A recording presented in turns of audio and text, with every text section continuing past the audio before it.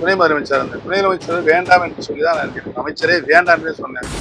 என்னென்ன அவமரியாதை பண்ணாங்களோ அதை எல்லாமே பொறுத்து கொண்டுதான் இந்த இயக்கத்திற்காக நான் பணியாற்றினேன். எந்த சூழ்நிலையும் என்னால் எந்த பிரச்சனையும் வரக்கூடாது. கோர்ட்ல போய் நான் வேட்டி கட்டக்கூடாது, கொடி கட்டக்கூடாது. இதெல்லாம் யாரு செய்வா? கட்சியினுடைய வளர்ச்சிக்கோ கட்சியுடைய ஊருக்கோ இல்லாட்டி தொண்டர்களுக்கு ஒரு தொண்டனை கை நீட்டி அடிச்சிருக்கேன்னா என்ன தவறு செய்து அதை மட்டும் சொல்லுங்க. நான் அரசியல் பன்னீர்செல்வத்தை கொண்டு போய் ராமநாதன் எலெக்ஷன்ல வேட்பாளராக நிறுத்தத்துக்கு சொன்ன முட்டாள்தனமான ஐடியா யார் சொல்லி எத்தனை கேட்டார்? நான் கிட்டத்தட்ட 80ல இருந்து இப்ப எத்தனை வருஷம் ஆச்சு? 46 வருஷம் இந்த கட்சியில இருந்து கீழ்நிலையில இருந்து நான் உழைத்திருக்கிறேன். என்னுடைய உழைப்பில் யாருமே இன்னி அளவிட குற்றம் சொல்ல முடியாது. சட்டமன்ற உறுப்பினராக இருந்திருக்கிறேன், அமைச்சராக இருந்திருக்கிறேன். ஒரு முதலமைச்சருக்கு என்ன மாதிரி பணியாற்றணும் அது செஞ்சிருக்கிறேன்.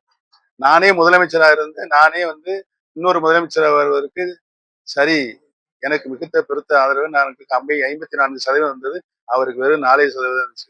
அதையும் பொறுத்து கொண்டுதான் நான் துணை முதலமைச்சர் இருந்தேன். துணை முதலமைச்சர் வேண்டாம் என்று சொல்லிதான் நான் எனக்கு அமைச்சரே வேண்டாம் என்று சொன்னேன். மாண்புமிகு பாரத பிரதமர் டெல்லிக்கு அழைத்து நீங்க அமைச்சரவையில் இருக்க வேண்டும் என்று சொன்னதின் அடிப்படையில் நான் ஏற்றுக்கொண்டேன். அதற்குரிய மரியாதை இல்லை, அதையும் பொறுத்து கொண்டேன். என்னென்ன அவமரியாதை பண்ணாங்களோ அதை எல்லாமே பொறுத்து கொண்டுதான் இந்த இயக்கத்திற்காக நான் பணியாற்றினேன். எந்த சூழ்நிலையும் என்னால் எந்த பிரச்சனையும் வரக்கூடாது. கடைசியில கழகத்தினுடைய சட்ட விதியை மாற்றினார்கள். அந்த நிலை வரும்போது என்னுடைய எதிர்ப்பை தெரியும்.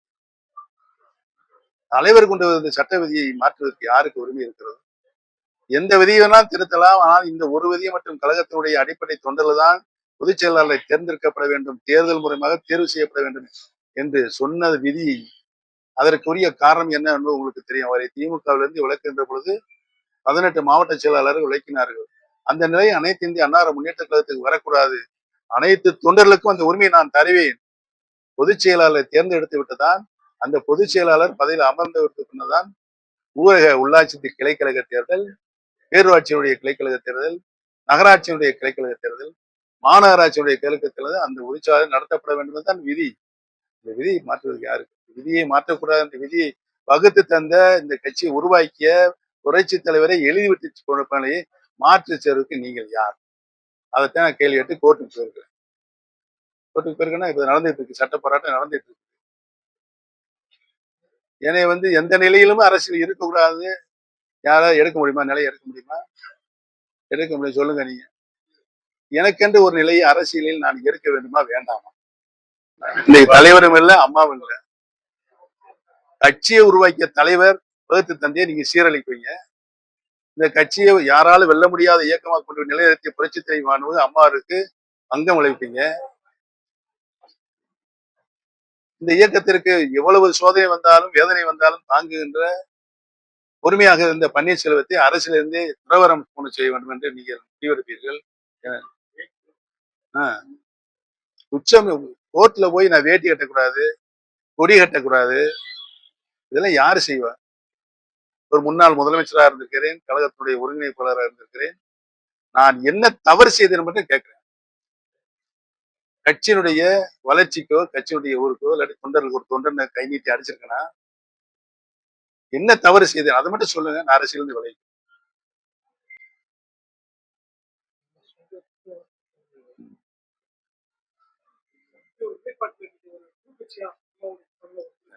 நான் ஏற்கனவே நான் நடத்தி கொண்டிருக்கின்ற கழகத்தை, அடிப்படை தொண்டர்கள் உரிமையை மீட்கின்ற கழகத்தை ஒவ்வொரு மாதமும் தலைமை கழக நிர்வாகிகள் மாவட்ட கழக செயலாளர் கூட்டத்தை கூட்டுவேன். அந்த கூட்டத்திலேயே நான் அறிவித்திருக்கிறேன், எந்த நிலையிலும் நான் தனி கட்சி துவங்க மாட்டேன். இந்த கழகம் மீட்டெடுப்பதற்கு உரிமையை அனைத்து இந்திய அண்ணா முன்னேற்ற கழகத்தினுடைய அடிப்படை உரிமைகளை மீட்டெடுப்பதற்காகத்தான் இந்த கழகம் தோற்றுவிக்கப்பட்டது. அதுக்கு நான் உறுப்பினரே சேர்க்கல. இருக்கிறவங்களை வச்சு சட்ட போராட்டம் கோர்ட்ல நடத்திட்டு இருக்கேன். ஆனால் ஒன்று அறிவித்தோம், நாடாளுமன்ற தேர்தலில் நாங்கள் போட்டியிடும் அறிவித்தோம். 6 நாடாளுமன்ற தொகுதிகள் என்டிஏ அலையன்ஸ்ல இருந்து எங்களுக்கு ஒதுக்கப்பட்டது.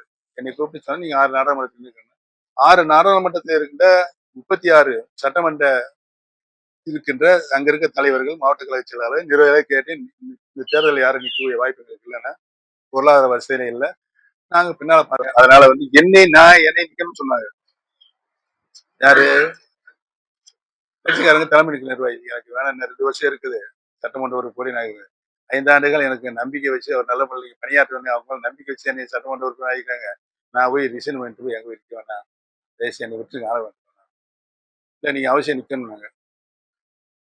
சரி வாங்க ஆலோசகர் போட்டுருங்க நம்ம அண்ணன் ஐயா பண்ருட்டியார் நீ கட்சி ஆரம்பிச்சிருக்காருல்ல, அவரும் சொன்னாரு தனி கட்சி ஆரம்பி 1 வருஷத்துக்கு முன்னால. ஏன்னு இந்த வம்பல எல்லாம் எங்க போய் இழுக்கிறீங்க நீங்க? அப்படின்னு அவர்ட்ட கேட்டு வேணாம் தனி கட்சியில வேணான்ட்டு அவர்ட்டையும் மறுத்திருக்கிறேன். அவர்ட்ட போய் ஆலோசனை கேட்டாங்க. இந்த மாதிரி பன்னீர்செல்வம்.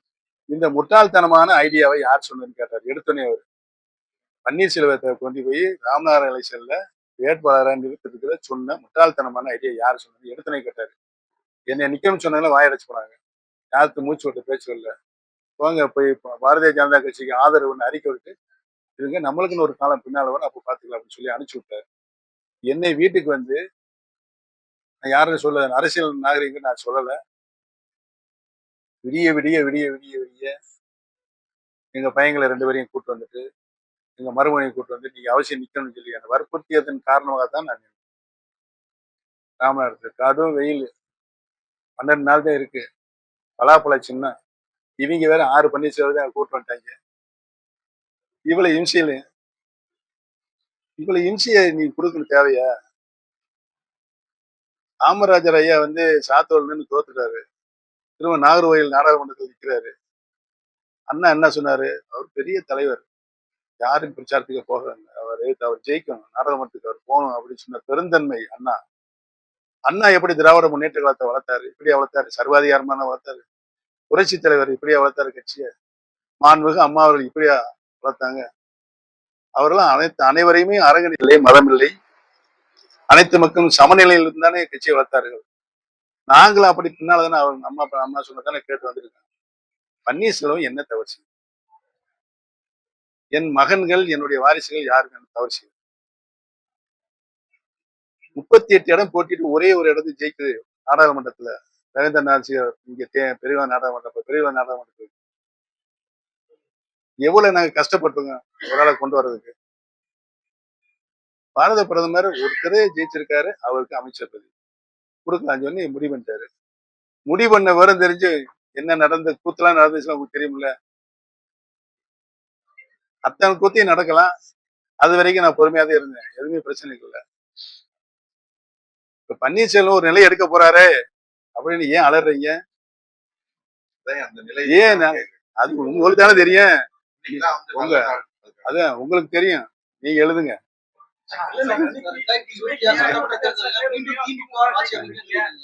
நான் என்ன சொன்னேன்?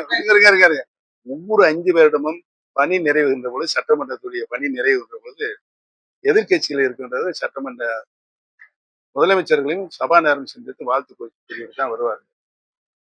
இந்த நிலையில் தான் நானும் மாண்புமிகு முதலமைச்சர்களையும் சபாநாயகரும் சந்தித்து நல்லா நிறைவா பண்ணீங்க சொல்லிட்டு வந்துட்டு வெளியே.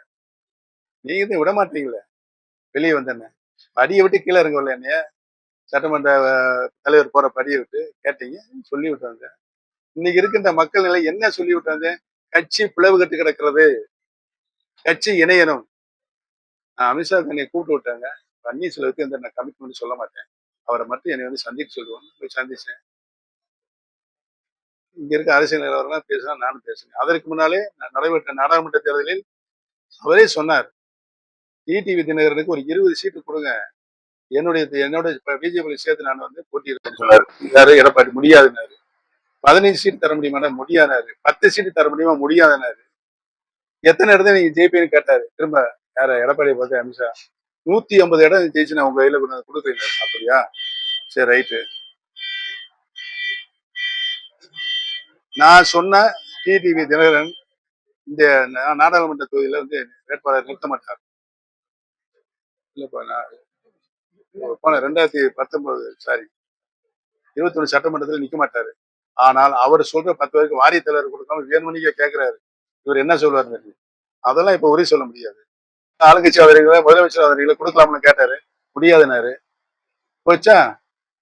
அதைத்தான் இப்ப சொன்னார். பன்னீர்செல்வம்ஜி நீங்கள் நான் சொல்லி சொன்னமில்ல அவர்கிட்ட எடப்பாடி எவ்வளவு சொன்னமில்ல கேட்டாரா? ஆட்சி இழந்துட்டு இப்ப 4 வருஷம் முடிஞ்சு வச்சா 5 வருஷம் முடிஞ்சா இப்ப அவங்க அந்த அலையன்ஸ்ல இருக்க கூட்டணி அப்படியே தக்க வச்சிட்டு இருக்காரு. ஒரு ஆள் கூட வெளியேறல அந்த கூட்டணி. இந்த கூட்டணி இப்ப பலமான கூட்டணியா இருக்கு. உறுதியா அவங்கதான் ஜெயிப்பாங்க. நீங்க பிரிஞ்சு கிடக்குது எப்படி ஜெயிக்க முடியும் சொல்லுங்க அப்படின்னு என்னை கேட்டாரு. ஐயா, நான் வந்து இணையந்தேன்னு சொல்லிட்டு இருக்கிறேன். நீங்க சின்னம்மா கூட்டா வருவாங்க, டிடியை கூட்டா வருவாங்க, எடப்பாடியை கூட்டா வருவாங்க, பன்னீர்செல்வத்தை கூட்டா வருவாங்க. நான் இப்ப வந்திருக்கேன் நீங்க கூட்டனால. ஏன்னா நான் இந்தியா விட்டு வெளியே போயிட்டேன். இருந்தாலும் நீங்க கூப்பிட்டீங்க வந்துட்டேன். கட்சி அனுப்பிச்சு விடுங்க. உங்களுக்கு பெரிய புண்ணியம் வந்து கும்பிட்டேன். பன்னீர்செல்வம் நான் சொல்லிட்டே இருக்கிறேன். போன வட்டம் வரும்போது சொன்னேன். இப்போ 9ஆம் தேதி வருவாரு. திரும்ப நான் பிரஸ் சொல்றேன்னு சொன்னாரு. அவர் போய் வரந்து போனாரு. அவர் சொன்னாரு கேட்கல. நான் என்ன செய்வேன்? நான் ஏதாவது ஒரு சங்கர மடத்துல போய் சேர்ந்துலாமா? சொல்லுங்க. என்னங்க இவ்வளவு அநியாயம் அக்கறதை பொறுத்து கொண்டு இன்னமும் இங்கேயே ஊசலாடி கொண்டிருக்கின்ற பன்னீர்செல்வம் அரசியல் நிலை என்ன எடுக்க வேண்டியீங்களே சொல்லுங்க. சொல்லுங்கய்யா, சொல்லுங்க. என்ன பேசாம இருக்கீங்க? வேற ஏதாவது கேள்வி இருக்கா? நீங்க எதையும் சொல்லிக்கிட்டு இருக்கீங்க. அந்த கேள்வியை நீங்களே கேட்டு பதிலே நீங்களே எழுதுறீங்க. அது பத்திரிகை எல்லாம் நான் மதிக்கின்ற பத்திரிகை கூட அந்த மாதிரி எழுத ஆரம்பிச்சிருச்சு. திமுக ஆட்சி அமைக்கிறதுக்கு வாய்ப்பு இருக்கு. என்னை பொறுத்த வரையில் சொல்றது கேளுங்க. தலைவர் கொண்டு வந்த சட்ட விதியை திரும்ப கொண்டு வரப்படும். தலைவர் என்னென்ன விதியை இந்த கட்சி இயக்கம் 50 ஆண்டுகளும் 55 ஆண்டுகளும் எனக்கே சங்கடம் எந்திரிங்க.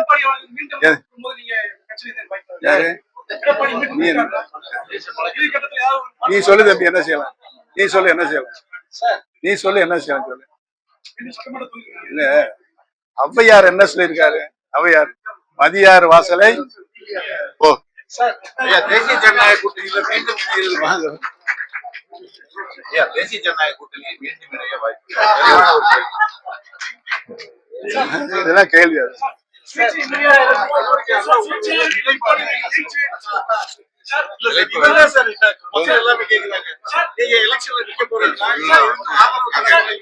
உங்களை சொல்லிட்டு